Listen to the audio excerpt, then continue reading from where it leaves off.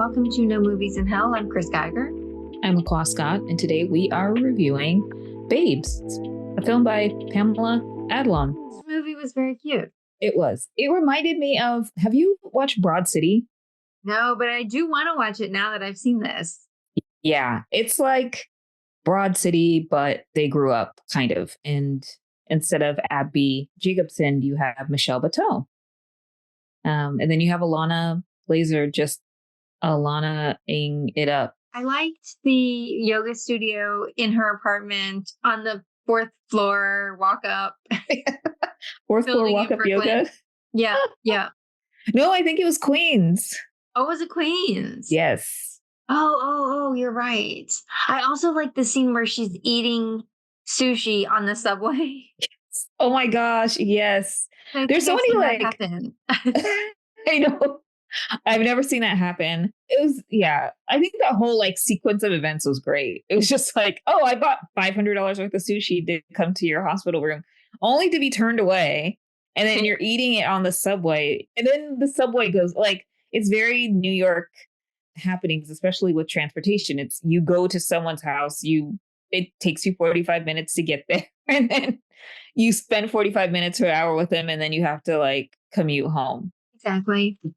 I feel like that happens though, like in other places, when like other cities, but you're in your car. Yeah, that's true. Yeah. We just make a big deal out of it. So you don't have control over it. Like when we're in the subway, it's not our own environment. But if you're in your car, you're like listening to whatever you want to listen to, and you're climate controlled and there aren't crazy things happening around you, hopefully. Maybe there are. It's true. Let's go to the slide. So we're close again, 21 to 22. Yeah. I mean, we never be like Siskel and Ebert, I feel like. I fancied myself as a Jean Shalit, but all right. Or a pants onion. It's a joke from like the first episode. One year I did go as Jean Shalit for Halloween. Nice. Did people know who you were? No. Oh. But it was fine. I had to explain. I'm Jean Shalit. Maybe if I actually bought shallots, that would have helped.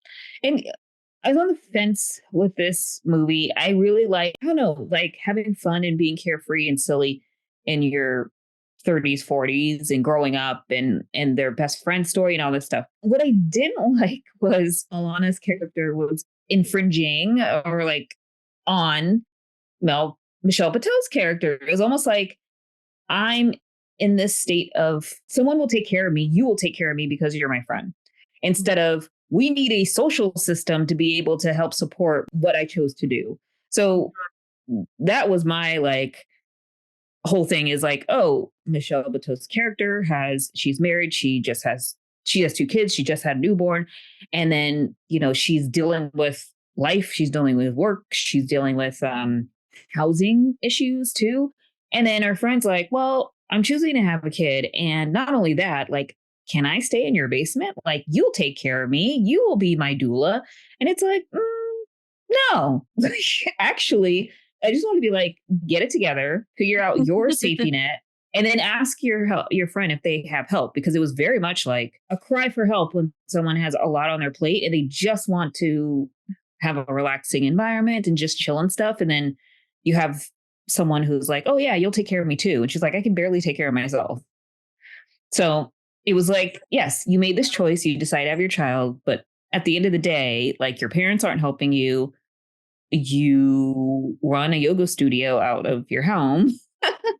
You have not prepared to even have the furniture, have like anything to support this child other than like having a friend who's been through this experience. Like